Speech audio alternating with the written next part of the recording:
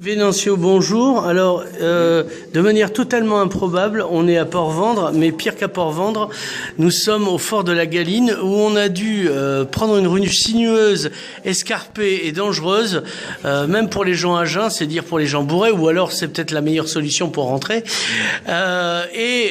Donc aujourd'hui, on est à l'inauguration d'un lieu auquel tu participes, et toi tu es informaticien et tu as installé ton imprimante 3D, aussi curieux que ça paraisse, ici alimentée par une éolienne et peut-être du solaire. Voilà, alors c'est une imprimante 3D, donc celle de Lilian Chardon d'ailleurs en l'occurrence, de l'association l'illégal.org. Donc, qui est situé pas loin de Toulouse, voilà, avec qui on bosse pas mal. Et voilà, je suis spécialisé moi en impression 3D là, depuis fin 2012. Et voilà, donc c'est essentiellement sur l'autoproduction en fait, d'objets et surtout la réappropriation si vous voulez, du procédé de l'impression 3D en fait, qui est du dépôt de matière, qui n'est pas du tout nouveau, mais qui est intéressant on va dire, à s'approprier en tant que on va dire individu quoi, citoyen voilà, personne on va dire libre de créer les objets aussi que l'on veut comme ça quoi, parce qu'en fait le but du jeu, alors tu peux regarder là, Ouais. je viens de lancer l'impression, c'est de déposer de la matière là sur un plateau qui se déplace sur deux axes là dans un premier temps. Là on a Y longitudinalement et latéralement on a X. Voilà, donc la bulle se déplace sur X et Y, et voilà, là on fait un cercle, en synchronisant les deux éléments. Voilà, donc ça fait des cercles, ça fait des formes en courbe, on peut vraiment imaginer tout ce qu'on veut. Donc la zone d'impression fait 20 cm par 20 cm, et on monte à 18 cm, voire 20 cm de haut. Là, donc on a une sorte au-dessus du cube, on a une sorte de zone d'impression, qui est un cube un peu virtuel, hein, voilà, de 20 par 20, en gros, dans lequel on peut aller déposer du plastique à volonté. Donc si vous voulez, là l'objet va apparaître sur le plateau petit à petit. Et donc là j'en ai par exemple pour 1h20 d'impression pour un objet de 4 cm par 4. Voilà. Alors on peut faire des choses absolument folles, mais les Chinois même maintenant font des maisons en imprimant du béton. Là c'est du plastique, mais... C'est le projet Contour Crafting, où alors ils impriment avec des maisons, c'est un grand portique qui fait 5-6 mètres de haut, voire plus de haut. Ça ressemble un peu à un truc qu'on retrouve dans les gares par exemple pour décharger des trains, des choses comme ça. Donc voilà, c'est un grand portique métallique. C'est exactement le même principe que la RepRap qu'on a ici, c'est qu'on déplace une buse qui dépose du béton au centimètre près. Voilà. Nous, ici sur la RepRap, on est précis à 0,1 mm près. Donc on est au dixième de millimètre.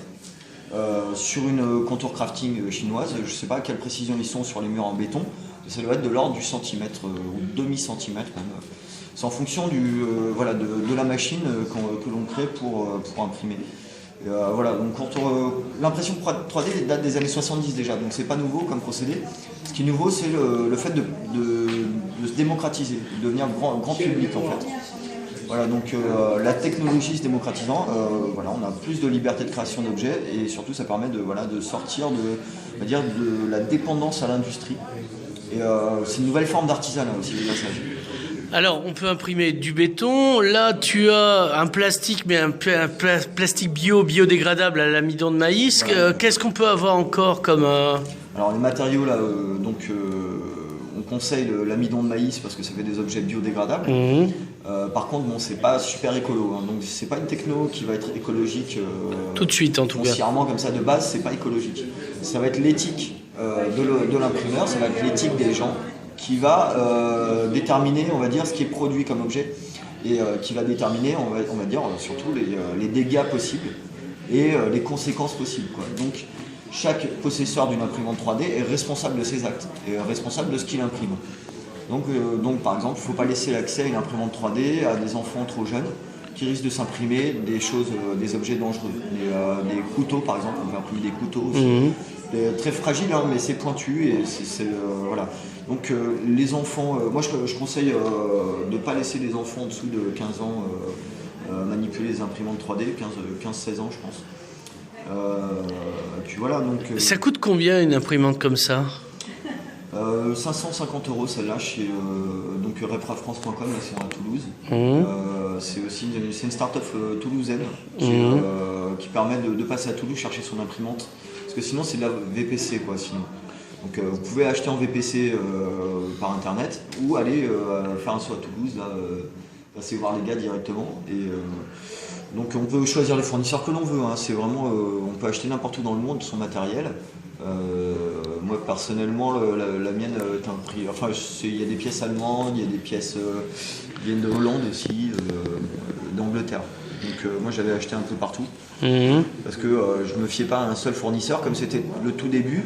J'ai pas mis tous mes œufs dans le même panier si vous voulez, donc j'ai pas commandé mon imprimante chez le même fournisseur complètement parce que je me disais bon bah je connais 0 fournisseur, je vais prendre 3 fournisseurs différents et je vais voir quel est le meilleur et qui est sérieux quoi, parce que bon bah voilà, on risque un peu quand on achète des trucs sur internet à des entreprises inconnues au fin fond de n'importe où. Faut pas claquer 1000 € comme ça. Je me suis fait avoir avec du Viagra moi une fois. Non mais voilà, bon, bah, il faut pas, faut faire très attention où on met ses pieds sur le net. Donc quand on achète sur internet, bon voilà, il faut surtout pas laisser son numéro de carte bleue sur n'importe quel site. Donc il faut payer que sur des... Même si la fille est jolie, on le précise. Hein. Non voilà, il faut payer que sur des sites de banque. Il faut pas payer directement sur le site en question. Alors, qu'est-ce que tu fais ici? Alors, je suis invité par Lilian Chardon. Ouais.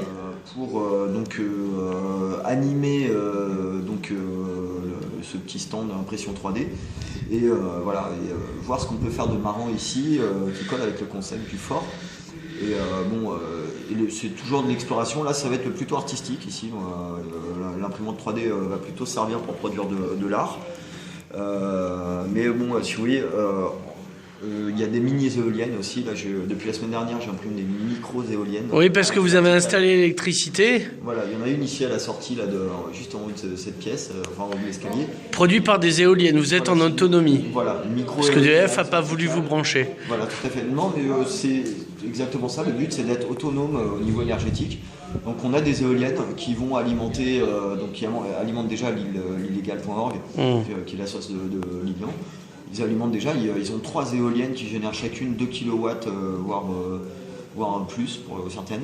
Voilà, donc c'est des éoliennes faites soi-même aussi. Voilà, donc autoproduites, on va dire, construites. David, merci. De rien, au revoir.